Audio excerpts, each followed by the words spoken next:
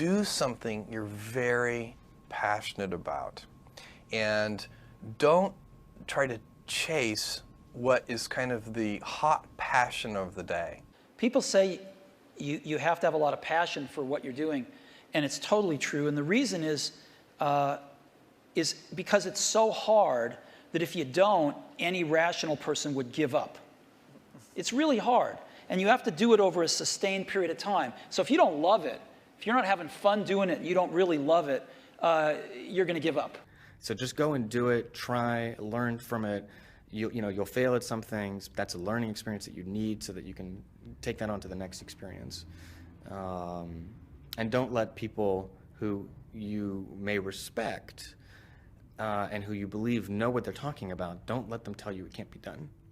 Because often they will tell you it can't be done, and it's just because they don't have the courage to try it. I think people that look for great ideas to make money, aren't nearly as successful as those who say, okay, what do I really love to do? What am I excited about? What do I know something about?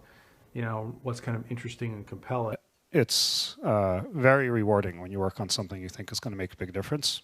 And yeah, it's a little bit harder, but I think the passion that one might bring with it brings so much more energy to that you're more likely to succeed. You have to have an emotional investment in what you're doing. If you don't love what you're doing, failure is pretty much guaranteed. Success is not guaranteed by any means, but failure is much more likely if you don't love what you're doing. If you know exactly what you want to be, you need to spend as much time with people that are actually that already. One of the things that I do is I question a lot of things. And you can do that in a good way and in a bad way, but hopefully if you try to get people to motivate why they're doing something and their way of thinking, the worst thing you can end up with is a situation where you get told, well, this is the way it's always been. Mm-hmm. That's the worst ever. That's a non-answer. Instead, ask yourself, given everything we have today, is there a way we can make this better? And so when we're coming up with ideas, we always ask ourselves, what kind of new market is this creating? And then also, what part of my day and what problem is it solving? And so I've gone as far as taking an entire catalog of my day from the moment I open my eyes and writing down every single thing I do. And then asking myself, is there something here? If you're not coming up with 10 ideas a day, that's why I have this thing. If I'm not filling up this page every single day, then my idea muscle will atrophy. And I started this in 2001, and I still do it every single day. You have to come up with ideas every single day, or the idea muscle atrophies. The good news is, after about 6 months of doing that, you're like a machine. People get surprised at how many ideas you could just have anywhere. But understand that naturally nobody is interested in your idea. The world could care less, and you have to persuade them, and you have to show that you're the one person out there that can do it. When it comes to changing the world, what I learned from Steve Jobs is, if you believe in a Macintosh, if you believe in iPhone, iPod, iPad, if you believe enough, then you will see it. Because other people will believe in it. Other people will create software. Other people will create products.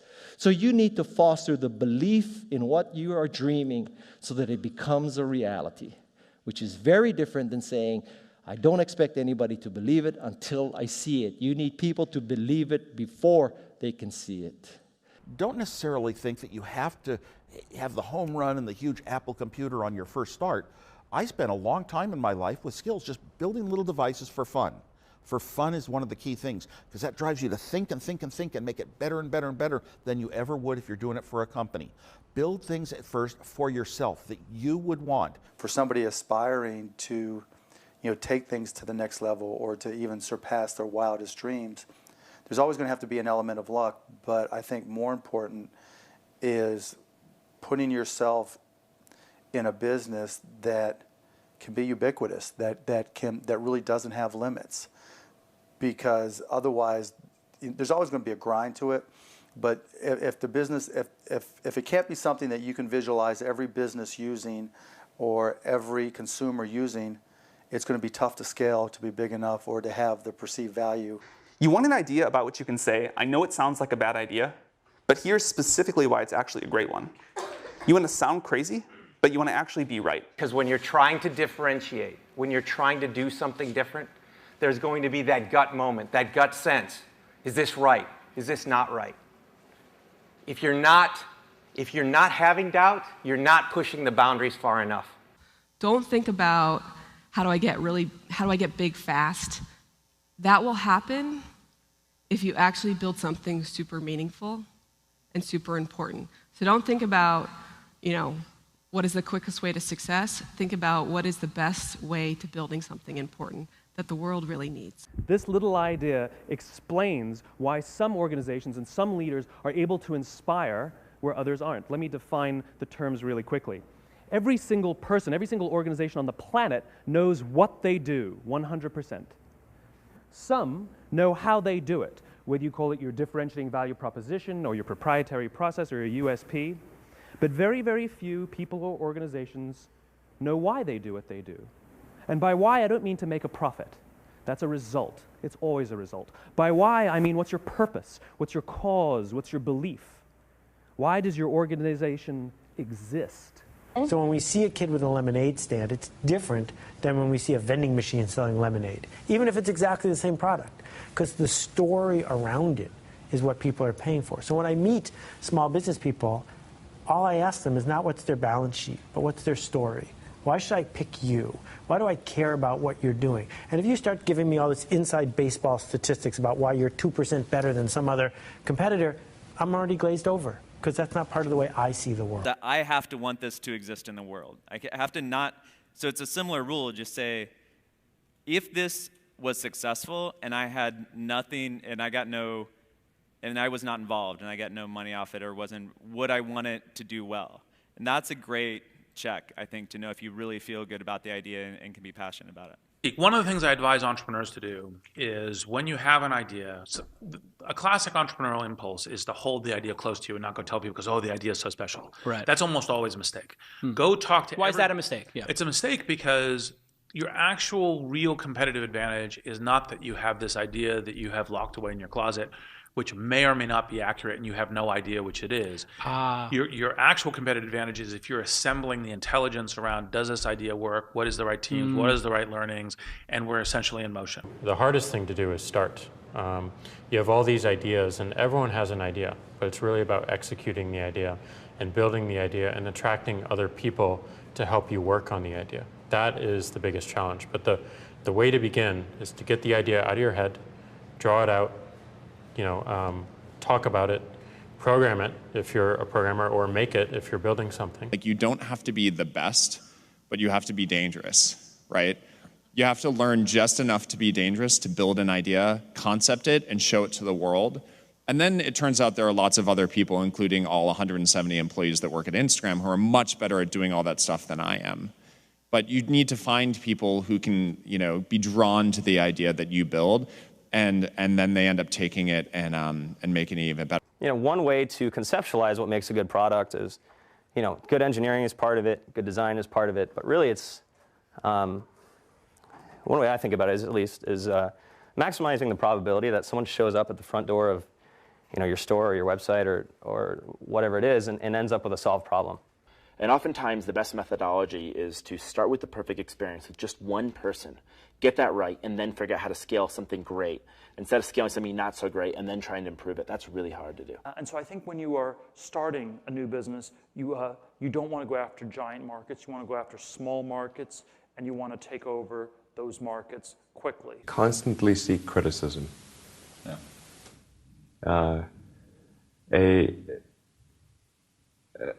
A well thought out critique of whatever you're doing is as valuable as gold. And you should seek that from everyone you can, but particularly your friends. If you're not utilizing an online community, then you're at a disadvantage to those who are. You can be asking online communities what they think about your ideas, or if they have any advice with what you're working on. Not only will you hear from people who are passionate about the subject, but you'll be hearing from people all around the world, each with their own experiences and stories that can help you. And there are a lot of people from whom we can learn a lot. And I think like, you know, the one piece of advice is like, don't underestimate anyone you come across ever. Right. Like whether they're, a blue collar worker waiting for the bus, or they're, helping you at they're the server or bartender at the restaurant, or they're a lower ranking employee. I mean, the smartest leaders I've ever seen have always gone around the room and asked for everybody's opinion. Most startups that fail do it ultimately because they did not make something that people wanted. They made something that, that they thought people would want, but they were either in denial about it, whether it was actually any good, or somebody else came along and made something that people wanted even more. The best piece of advice that we've figured out as we've been doing Foursquare is not to let other people distract what you're doing. There's always haters that say, your idea is stupid, this idea is never going to work, don't even bother doing that because someone else is going to do it before you do. And if we listened to all that feedback that we were getting, all that negative feedback, we would never have built things, we would never have prototyped things. And that's how we really got to where we are. Like, we saw things that we wanted to build, and we just went out and built them. And it turns out when you build stuff that you like to use, there's a good chance that there's thousands of other people that want to use it too. And so it's not just about doing focus groups, it's not just about double checking your vision, it really is about integrating this concept of testing our ideas rigorously throughout the product development process, throughout the marketing process, even as we scale up. But what you really need to do is think about what is the smallest possible test that I can run for this idea, for this concept, for this theory, get it out there, and get customers using it.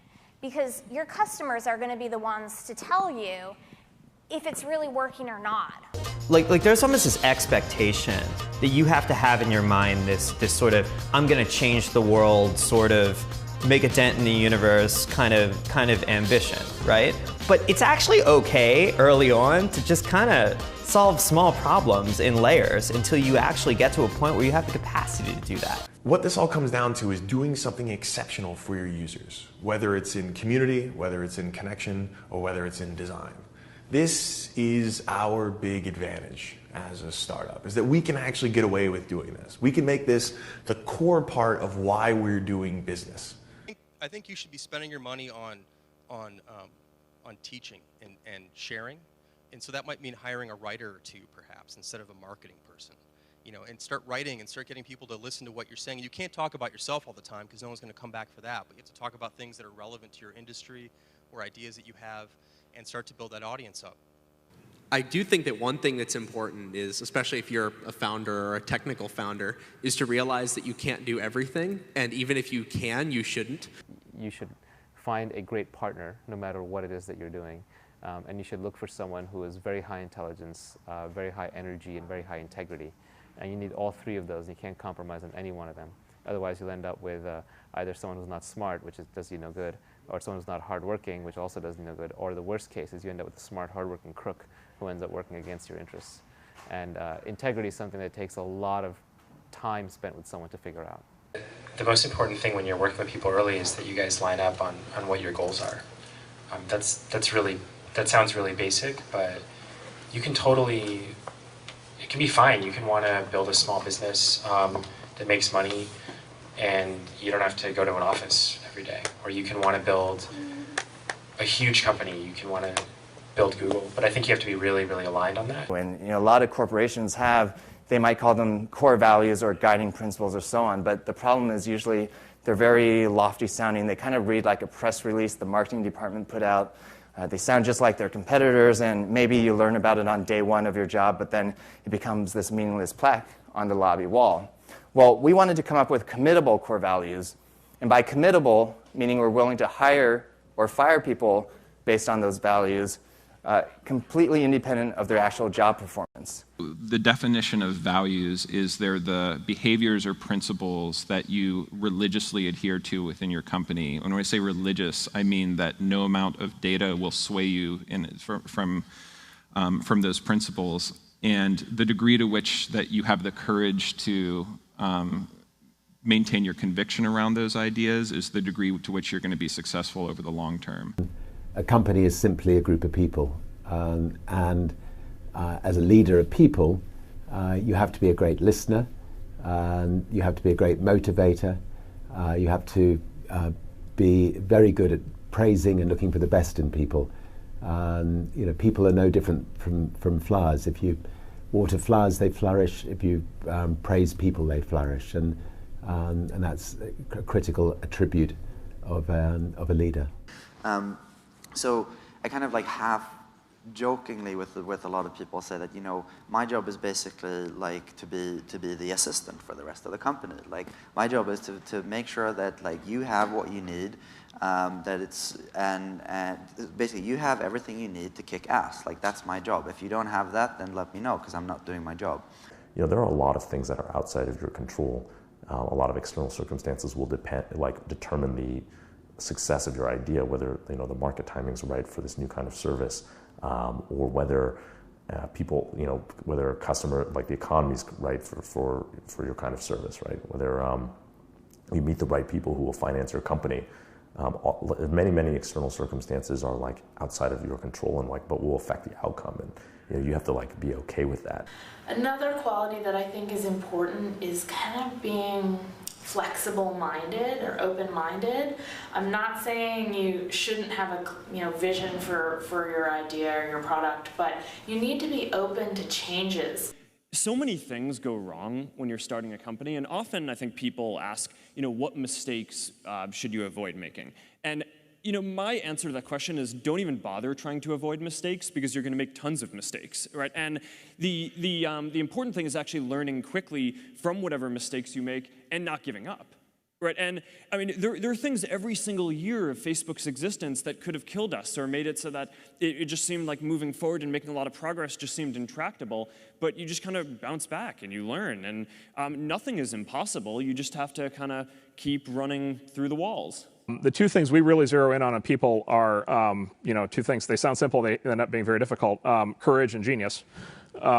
Courage is the one we talk about a lot because it's the one that people can learn. Courage, which is to say not giving up in the face of adversity, just being absolutely determined to succeed, is something that you can like force yourself to do. It can be very painful. You can force yourself to do it. The genius part is a little bit hard to force yourself to do. Courage without genius might not get you where you need to go, but genius without courage almost certainly won't. And I think the reality is just, not quite so glamorous. There's there's an ugly side to being an entrepreneur. And also just more importantly, what you're actually spending your time on is just a lot of hard work. Sam mentioned this, but you're basically just sitting at your desk, heads down, focused, answering customer support emails, doing sales, figuring out hard engineering problems. So it's really important that you kind of go in with eyes wide open.